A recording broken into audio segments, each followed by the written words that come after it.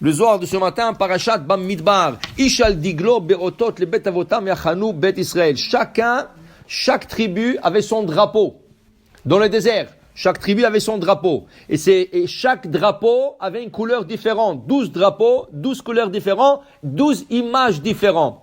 Okay? Par exemple, Asher, c'était les oliviers. Gad, c'est ça, Dan, c'était le serpent. Chez Fifon, c'est le serpent. Okay? Chaque tribu avait un drapeau avec une image différente. Et c'est comme ça qu'il faisait référence au drapeau. Dit ici, le drapeau aussi, chaque pays a un drapeau. C'est comme ça qu'on reconnaît les pays par le drapeau. Ça veut dire que le drapeau, c'est quelque chose très important.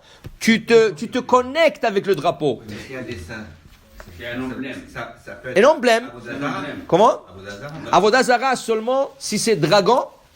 Qu'un dragon, pas le serpent lui-même. Le dragon, pour le Shulchan Aruch, c'est Avodah Zarah.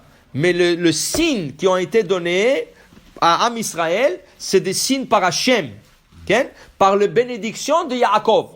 Yaakov, quand il a béni ses enfants, il a dit, Dan, toi tu piques tes ennemis comme un serpent. Il a dit, l'autre, tu es comme un zéev, comme un loup.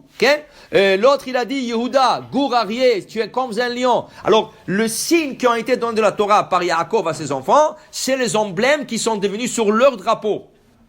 Qui vont porter sur leur drapeau. Alors ça veut dire que le drapeau c'est quelque chose de très important. On dit que les anges, quand ils sont descendus à Arsinaï, ils ont vu le drapeau, ils étaient jaloux. Ils étaient jaloux, ils ont dit waouh, regarde, tu sais combien des anges ils n'ont pas de drapeau. En Israël il y a des drapeaux, ils étaient jaloux de ce drapeau. Okay?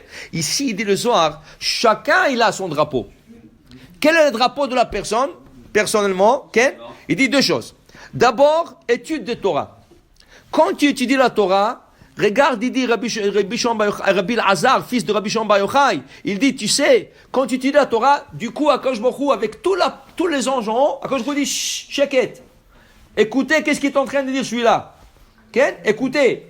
Imagine-toi, Akadosh Baruch Hu t'écoute. Et toute la pamalia de malades t'écoute en train d'étudier la Torah. Alors ça, c'est extraordinaire. C'est un drapeau pour toi. C'est comme si tu es distingué. Il y a 14 millions de juifs dans le monde, et toi, tu étudies Akadosh Baruch Hu. Ashmi'ini et colère. Fais-moi écouter ta voix, je vais t'entendre. Okay? Une. Deux. Il dit ici, Tahazé, viens voir. Barnash, une personne qui fait une mitzvah comme un Kouchabechou, cette mitzvah crée un ange. Chaque mitzvah que tu fais crée un ange. Cet ange-là, il vient à Akadosh Baruch Hu, tout de suite, il monte. Tu as fini la mitzvah, l'ange il monte. Il dit, qui tu es? Il dit, moi, j'étais créé par Ploni. Ce monsieur tel et tel, fils de tel, m'a créé. Okay? Waouh! Il dit, il t'a créé, kol hakavod. Okay? Il dit, cet ange-là, il devient maintenant un avocat. Il devient ton avocat. Okay? Dans le ciel, tu as un avocat maintenant. Okay? Dis-le Hafetz Chaim, alav shalom, tu as intérêt de faire le mitzvot comme il faut. Pourquoi? L'ange va être créé selon ton investissement dans la mitzvah. Si tu as fait la mitzvah comme ça, en passant, tu vas voir un ange, mais un petit. Okay? Si tu as fait une mitzvah avec beaucoup de ferveur, il va être géant. Okay?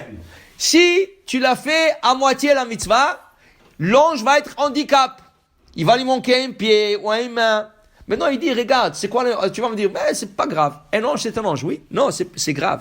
Et ça fait une différence. Pourquoi, dit le Hafez Chaim? Quand cet ange-là, il vient faire l'avocatie pour toi, il doit se mettre devant les autres anges où tu as fait la avérote. Quand tu fais un avéra, tu crées des anges aussi. Plus que tu fais la avéra avec goût, avec ferveur, avec plaisir, plus que l'ange du mal, il est grand. Maintenant, ce ange de mal, il vient t'accuser. Mais de l'autre côté, tu as l'ange de mitzvot. Il dit, si tu as créé un petit ange, comment tu veux que le petit se défend devant le grand? Okay? Alors il dit, on a intérêt, quand on fait un mitzvah, le faire avec bon cœur, le faire avec ferveur, le faire à 100% comme il faut. Comme ça, ça va être une défense contre l'autre côté du mal. Okay?